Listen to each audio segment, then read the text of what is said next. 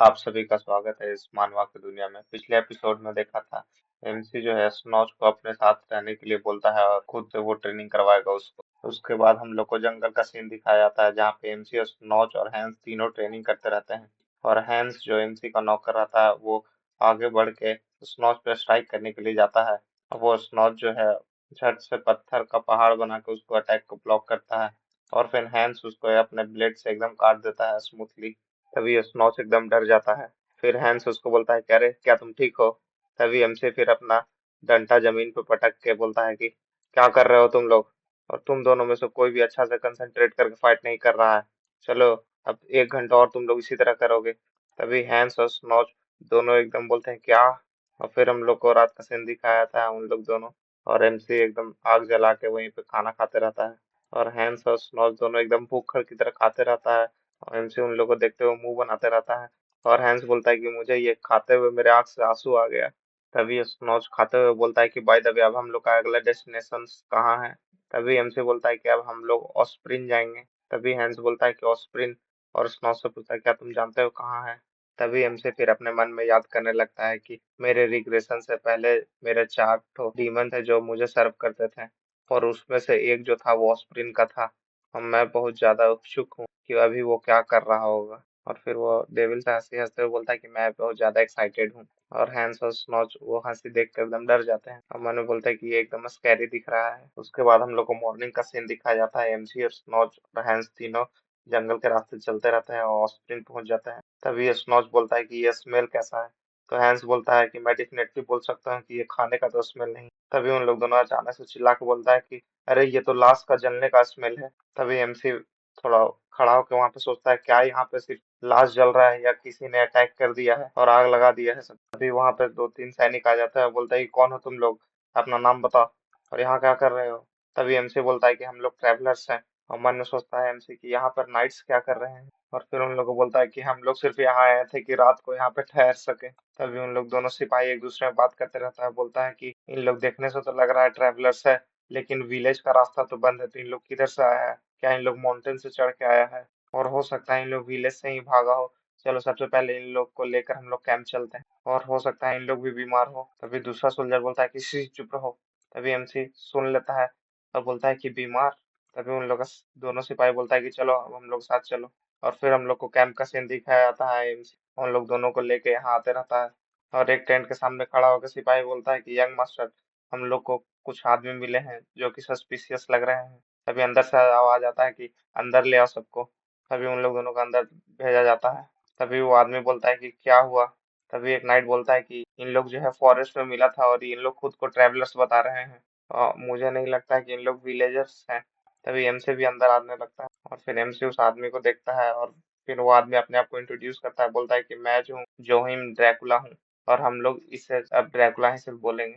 और फिर वो ड्रैकुला बोलता है कि मैं जो हूँ कमांडर हूँ टास्क फोर्स का, जो कि इस विलेज को खाली करवा रहा है। तभी एमसी उसको देखकर मन में कुछ याद करने लगता है। बोलता है कि जोहिम ड्रैकुला, ये तो वो चारों डीमन में से एक था, वो मेरा दोस्त जो मुझे सर्व करता था। और वो मेरे साथ पूरा वर्ल्ड भी ट्रैवल किया था। और हम लोग साथ में पीते भी थे और सेलिब्रेट भी करते थे। तो फिर एमसी भी उसके सामने जाकर रिस्पेक्ट शो करता है और इंट्रोड्यूस करता है कि मैं जेक हूँ और ये दोनों जो है मेरे साथ हैं, हैंस और स्नॉच। तो फिर ड्रैकुला बोलता है कि मुझे माफ कर दो, मैं तुमसे अचानक से ये सवाल पूछ रहा हूँ, लेकिन तुम लोग कहाँ से आए हो? तभी एमसी बोलता है कि मैं जो हूँ सियोल से आया हूँ। और बोला कि मैं जो हूँ अपने सबऑर्डिनेट के साथ ट्रैवल कर रहा था माउंटेन में, लेकिन मुझे रास्ता का कुछ पता ही नहीं था और रास्ता अपने आप फिर कट गया। तभी वो ड्रैकुला मन में सोचता है कि वो ये बात है। और फिर ड्रैकुला बोलता है कि ठीक है, मैं तुम पे भरोसा करता हूँ। तभी उससे पीछे वाला नाइट बोलता है कि यंग मास्टर, ये जरूर हो सकता है कि इन लोग विलेज छोड़ के भाग रहा होगा। तभी वो ड्रैकुला बोलता है कि शांति रखो। और फिर ड्रैकुला बोलता है कि ये चाहे कोई भी हो, लेकिन इन लोग को मैं सिर्फ यहाँ अकेले नहीं छोड़ सकता हूँ। तभी एमसी बोलता है कि आप क्या कहना चाहते हैं? और मन में सोचता है कि कितना अमेजिंग है, ये अभी भी ज्यादा स्मार्ट लग रहा है पहले के मुकाबले। और तभी ड्रैकुला बोलता है कि अब जब आप यहाँ आ गए हैं तो हम लोग को कंपनी दीजिए थोड़ा बहुत। और क्योंकि इस प्लेस पे बहुत ज्यादा इन्फेक्टियस डिजीज फैल रहा है चारों तरफ। तभी एमसी बोलता है कि हाँ, मुझे ऐसा देख के ही लग रहा था। तभी ड्रैकुला बोलता है, क्या? आपको कैसे पता? तभी एमसी बोलता है कि हाँ मैं मुझे देखकर ही अंदाजा लग गया था कि सबको इतना ज्यादा लोग बॉडी को जला रहे थे। तभी ड्रैकुला अपना सर पे हाथ रख के बोलता है कि हाँ सही कहा आपने। फिर बताने लगता है कि ये जो इन्फेक्टियस डिजीज है वो पूरे टाउन में फैल रहा है बहुत तेजी से, और हम लोग किसी तरह से बचाने की कोशिश कर रहे हैं कि ये पूरी शहर में ना फैल सके।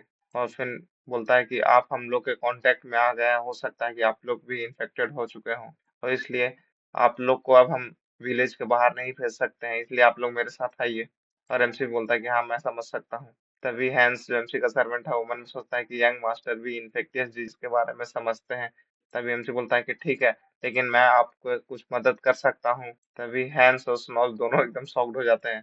तभी बाहर से एक और सिपाही आके चिल्लाते रहता है कि सर सर, और बोलता है कि एक अलग तरह का सिम्टम्स देखा जा रहा है जहाँ पे सबको इन्फेक्शन हो रहा है।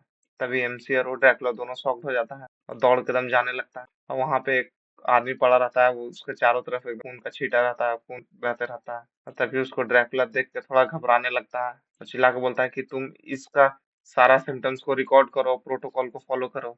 तभी उसका नाइट बोलता है कि ठीक है सर। और एमसी मन में सोचते रहता है कि इस तरह का सिचुएशन को हैंडल करने आना चाहिए जो भी मेरा सबऑर्डिनेट बनेगा फ्यूचर में। तभी जो ड्रैकुला है वो अपने माथे पे हाथ रख के थोड़ा टेंशन में आ जाता है। और तभी एमसी उसको देखता है, बोलता है कि क्या तुम ठीक हो? तुम बहुत ज्यादा थके थके लग रहे हो। तभी ड्रैकुला बोलता है कि हाँ, क्योंकि मैं खून देखकर थोड़ा डर जाता हूँ और घबरा जाता हूँ। तभी एमसी सोचता है कि क्या तुम्हें खून देख कर डर लगता है? तभी वो ड्रैकुला बोलता है कि हाँ, मुझे हेमियोफोबिया है। तभी एमसी मन में सोचता है कि नहीं, ये नहीं हो सकता है, और फिर बताता है कि रिग्रेशन से पहले ये जो है वैम्पायर के नाम से जाना जाता था। और फिर उसके बारे में थोड़ा सा दिखाने लगता है कि वो पूरा खून के बाथटब में एकदम नहाते रहता है, एकदम गिलास से खून ही खाली पीते रहता है। और फिर एमसी मुंह बनाते हुए सोचते रहता है कि और इससे पहले इसके पास एक ब्लड डोमिनेशन का एबिलिटी था जो कि बहुत ज्यादा पावरफुल था, और अब इसे खून से डर लगता है अभी। और क्या ये मुझे हो सकता है कि मूर्ख बना रहा है अभी? फिर मन में सोचता है कि नो, वेट। और फिर मन में सोचता है कि हो सकता है कि अभी के टाइम पे इसका इसी तरह का पर्सनालिटी, और सोचता है क्या ये सच में इतना स्टूपिड है अभी? तभी एमसी उस ड्रैकुला को बोलता है कि तुम्हें लगता है कि इससे ज्यादा परेशानी होता है?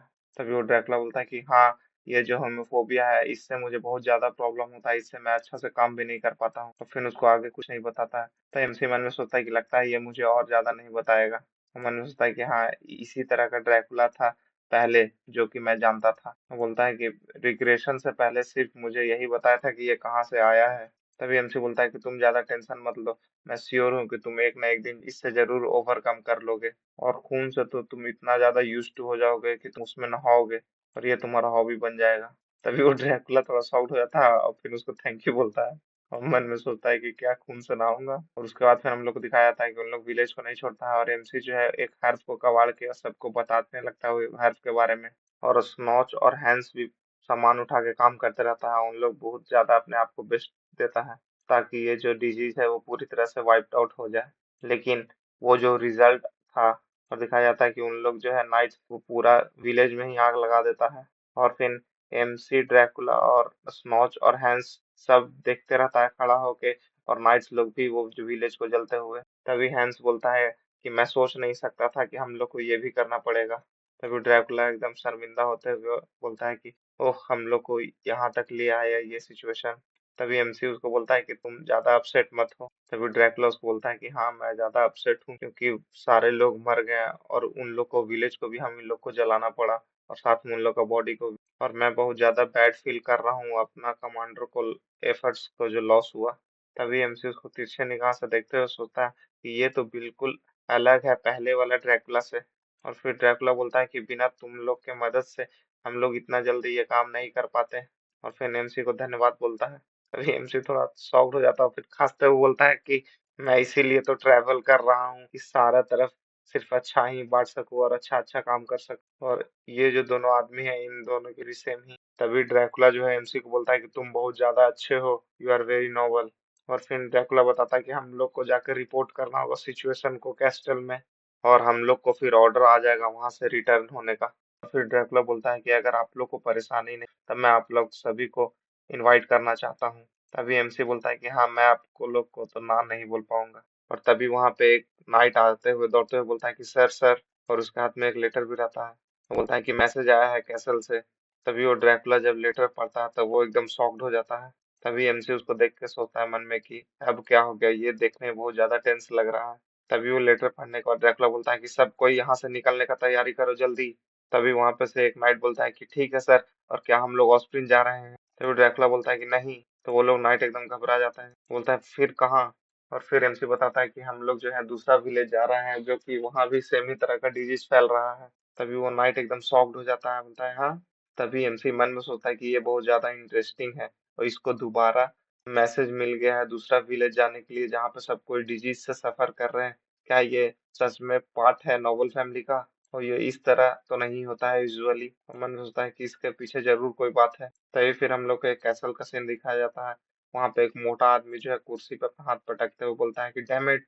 और वो चिल्ला के बोलता है कि तुम कह रहे थे कि वो जो डिजीज है इतना ज्यादा सीवियर है कि पूरी तरह से विलेज को ही उड़ा देगा, तो फिर वो बास्टर्ड कैसे जिंदा रह गया? और ये जो मोटा आदमी है वो ड्रैकुला के बारे में बोल रहा है। तभी एक चश्मा पहनने वाला आदमी रहता है, हो सकता है कि ये बटलर हो। वो मोटा आदमी से माफी मांगते हुए बोलता है कि सर, हो सकता है कि वो बहुत ज्यादा लकी हो। तभी वो मोटा आदमी एक मटका उठा के वो बटलर के तरफ ही फेंकने लगता है। और फिर वो अपना माथा नोचते हुए बोलता है कि अब मुझे दूसरा प्लान बताओ, और ऐसा प्लान बताओ जिससे कि वो जो ड्रैकुला है पूरी तरह से मर जाए। और फिर हम लोग को आग जलते हुए दिखाया जाता है, वहां पे हैंस और स्नोज कोई खड़ा रहता है। और हैंस बोलता है कि इन लोग का बॉडी बस अब जलने ही वाला है। और फिर वहां पे स्नोज जो है वो विलेज की तरफ देखते हुए बोलता है कि पूरा विलेज डिजीज के कारण एकदम बर्बाद हो गया। और वहां पे एमसी बैठ के सोचते रहता है कि इसको दोबारा ऑर्डर आया है कैसल को रिटर्न जाने के लिए। फिर अचानक से उसको कुछ फील होता है तो वो अपना तलवार निकालने लगता है। तभी हैंस और स्नोज जो है बोलते हैं यंग मास्टर क्या हुआ? तभी एमसी तलवार निकाल के उसको मारा चढ़ा के बोलता है कि कौन है वहां पे, जल्दी बताओ और बाहर निकलो। तभी वो जो ब्लैक हुडी पहने हुए सब बंदा रहते हैं उछल के बाहर आते हैं, और एमसी की तरफ डैगर थ्रो करता है। तभी एमसी सब डैगर को अपने तलवार से डिफ्लेक्ट कर देता है, और स्नॉच और हैंस दोनों एकदम शॉक्ड हो जाता है। और एमसी मन में सोचता है कि ब्लैक हुड्स वाले फिर से, और इन लोग देखने से तो सिमिलर लग रहे हैं जो कि हम लोग को लास्ट टाइम मिले थे। और फिर बोलता है कि हैंस, स्नॉच। तो उन लोग दोनों बोलता है कि यस सर। एमसी बोलता है कि संभालो एक एक को। और इतना ही बोलते के साथ एमसी एकदम बिजली की रफ्तार से अटैक करने के लिए आगे बढ़ने लगता है, और एक बंदा पे अटैक करने के लिए हवा में उछलता है। वैसा ही वो बंदा अपने आप को ब्लास्ट कर लेता है। तभी एमसी पीछे खिसटाते हुए आते हुए बोलता है मन में कि अरे ये तो फिर से वही सेम आर्टिफैक्ट यूज कर रहा है जो कि सियोल में यूज किया था, और सेम मेथड है उन लोग का फाइट करने का, खुद को ब्लास्ट करने का। और इन लोग यहाँ से दोबारा क्यों आया है? और एमसी के ऊपर एक आदमी अटैक करने के लिए आता है, एमसी उसको एकदम स्ट्राइक करता है और सीधे मार देता है। और एमसी मन में सोच रहा था कि इन लोग का जो गोल था वो डीमन क्रिएट करने का सियोल में। और हैंस भी जो है फाइट करते रहता है, और स्नॉच भी। और एमसी मन में सोचता है कि अगर मैं फिर से सोचूं तो हो सकता है कि इन लोग फिर से वही डीमन क्रिएट करने के लिए आया हो यहाँ। और हो सकता है कि यही लोग जो है जो ड्रैकुला को डीमन में कन्वर्ट करेगा, जो कि फ्यूचर में जाके मेरा क्लोज कंपनी बना था। और मन में सोचता है कि क्या इनकी वजह से जो है डिमोनिक ह्यूमन बन गया था, और क्या ये पॉसिबल भी है कि डिमोनिक ह्यूमन बनाया जा सकता है? और मन में सोचता है कि अरे ये तो वही टाइम है जब इस वर्ल्ड में डिमोनिक ह्यूमंस लोग अपीयर होने लगे थे पिछली बार, और सब लोग जो है इस एरा को डिमोनिक ह्यूमंस का एरा बोलने लगा था। और क्या यही लोग हैं जो डिमोनिक ह्यूमंस क्रिएट कर रहे हैं? और फिर बोलता है कि नहीं, यहाँ पे अभी सारे लोग नहीं, और मैं श्योर हूँ कि जो इन लोग का मेन लीडर है। और फिर उसको अचानक से कुछ याद आता है, वो बोलता है कि अरे रुको, इसका मतलब कि मैं जो डिमोनिक ह्यूमन बना था इसके पीछे इन्हीं लोग का कारण था, और क्या इन लोग का ही प्लान था? और बताता है कि जैसे ही मैं अपना घर छोड़ा था सारा चीज प्लानिंग से होने लगा था मुझे डिमोनिक ह्यूमन बनने के लिए। और क्या जो कुछ भी हुआ था पिछली बार वो सारा चीज प्लान था इन लोग के द्वारा? और क्या मैं किसी के हाथ का कठपुतली बन गया था डिमोनिक किंग बन के? और मुझे लग रहा था कि वो सिर्फ मेरा बैड लक था, और असली में देखा जाए तो फैक्ट ये था। और फिर वो गर्मा के उसके तरफ बढ़ने लगता है। तभी वो हुडी वाला आदमी जो है वो अपना अटैक को रेडी करने लगता है एमसी की तरफ करने के लिए, और अटैक कर भी देता है। तभी एमसी उसका अटैक को डॉज करते हुए एकदम गर्मा के बोलता है कि ये बास्टर्ड लोग मुझे यूज कर रहे थे डिमोनिक किंग बना के। और फिर वो एकदम हवा में उस पर अटैक कर देता है, बोलता है कि मैं इन सबको माफ नहीं करूंगा। और फिर हम लोग को कैंप का सीन दिखाया जाता है, और कैंप में जो है हांस और स्नोच एकदम घोड़ा बेच के सोते रहता है। और एमसी जो है आग के पास खड़ा होकर सोचते रहता है कि एटलीस्ट मुझे एक आदमी को तो जरूर पकड़ लेना चाहिए था, लेकिन वो लोग सारे लोग अपने आप को ब्लास्ट करके मार लिए। और क्या इन लोग का सच में जो गोल है वो ड्रैकुला को डिमोनिक ह्यूमन में कन्वर्ट करना है? और अगर ऐसा है तो इन लोग के लिए मैं जरूर ऑब्स्टेकल हूँगा, और इन लोग मुझे रास्ते से हटाने के लिए दोबारा जरूर अटैक करेगा। तभी एमसी जो है वो ड्रैकुला को डिमोनिक ह्यूमन के रूप में हल्का देखने लगता है, सोचने लगता है। और फिर वो मुंह बनाते हुए मन में सोचता है कि मुझे लगता है कि उसे नॉर्मली ह्यूमन ही बना रहना चाहिए। तभी वहां पे वो ड्रैकुला आ जाता है, बोलता है कि मिस्टर जेक आप अभी तक जाग रहे हैं। एमसी बोलता है कि हाँ। तभी बोलता है कि क्या मैं भी ज्वाइन करूँ आपको। एमसी बोलता है कि हाँ आइए। तभी एमसी ड्रैकुला की तरफ देखते हुए मन में सोचता है कि क्या वो रीजन था जो तुम डिमोनिक ह्यूमन बन गए, और ये कैसे हो सकता है कि जो आदमी को होम्योफोबिया हो ब्लड से, वो ब्लड डोमिनेशन यूज कर पाएगा, तो इसके पीछे जरूर कोई बहुत बड़ा रीजन होगा।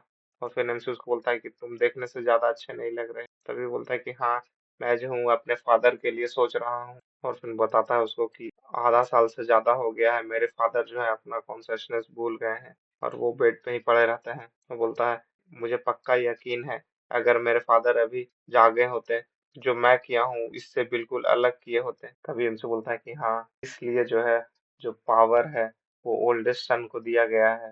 तभी ड्रैकुला बोलता है कि हाँ, क्योंकि वो बड़ा भी तो है, तो ये नेचुरली है क्योंकि वही पोजीशन लेगा अगर वो बड़ा है। तभी वहां पे एक नाइट दौड़ के आते हुए बोलता है कि यंग मास्टर, हम लोग को ऑर्डर मिला है रिटर्न करने के लिए।